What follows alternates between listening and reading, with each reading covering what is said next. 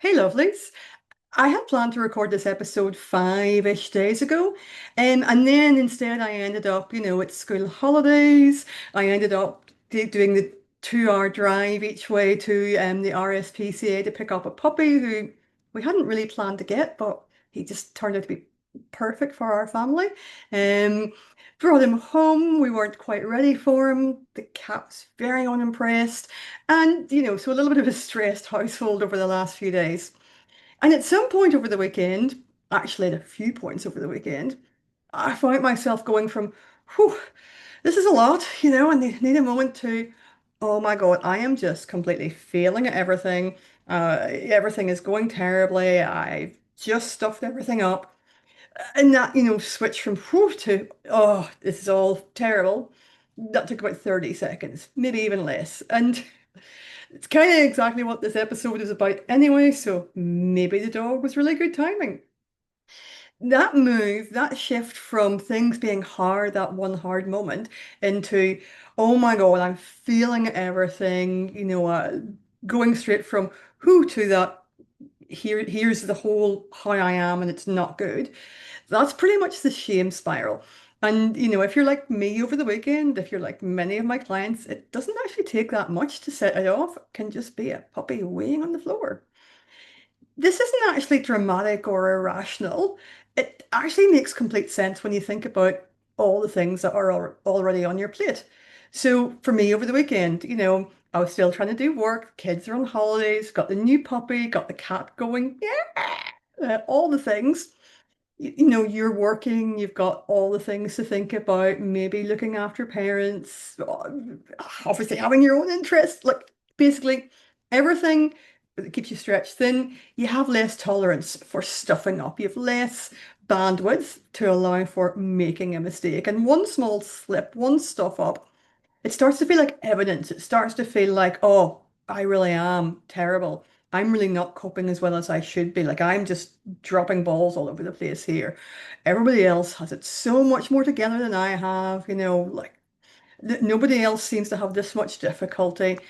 And the spiral that I described over the weekend, the spiral that you may well be familiar with, it kind of doesn't really start with that mistake, with that drop ball.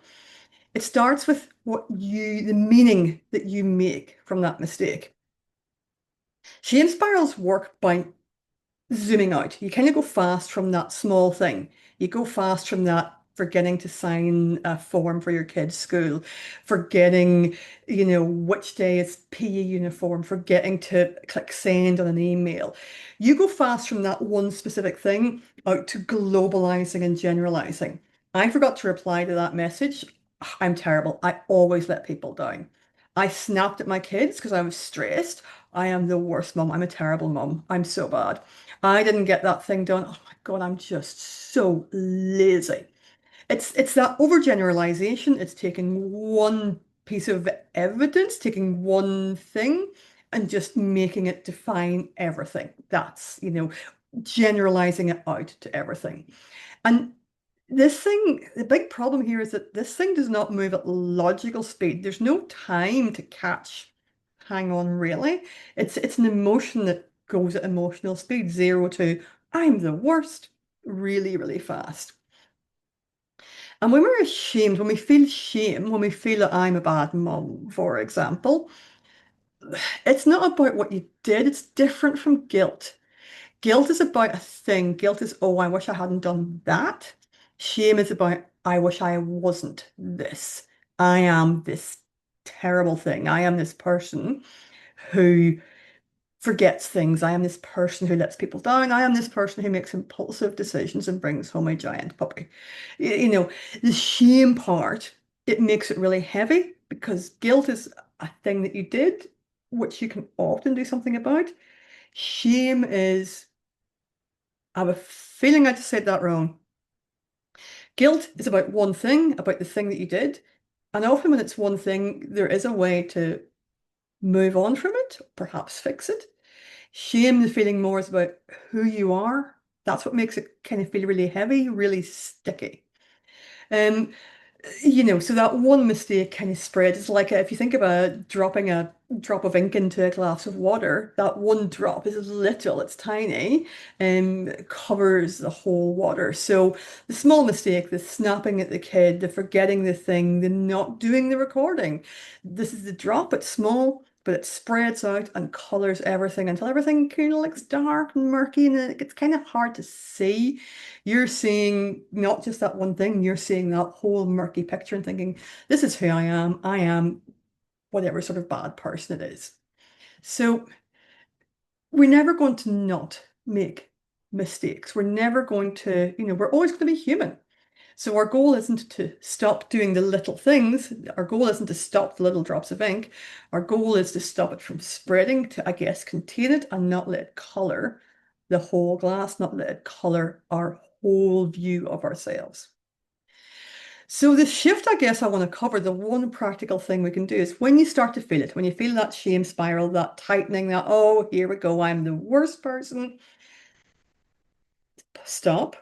You'll hopefully have practiced pausing, practiced, doing a breathing exercise, something that helps you to ground and pause. Pause, stop, and name just the facts. Like literally talk out what just happened. Plainly, using plain words. I snapped at my kids rather than I'm a terrible mother. I forgot to let the dog out rather than, oh my God, I'm the worst dog parent. The RSPCA are going to come and take him away. I missed my recording day. It's not, oh, I'm never going to be consistent. This will never work. I forgot to reply instead of I always let people down. Say the actual specific thing. It's smaller, it's more contained, and it's true. And it's only true in this moment. It's not true in the big picture about everything you are as a person. It's not about letting you off the hook. It's not about saying it didn't happen. It's about stopping it from spreading and coloring everything else.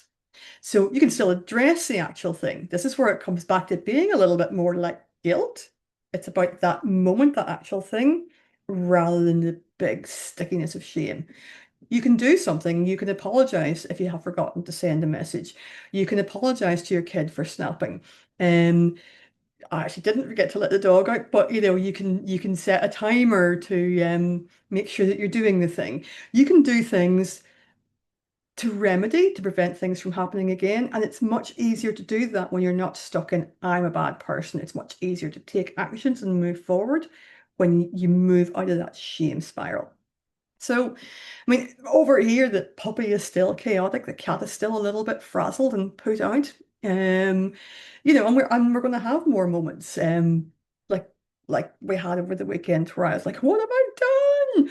But the more we catch it here, I've actually found in the last couple of days, the calmer I am with the pup, of course, the calmer he is, the calmer the kids are, the more they want to play with him, the happier he is.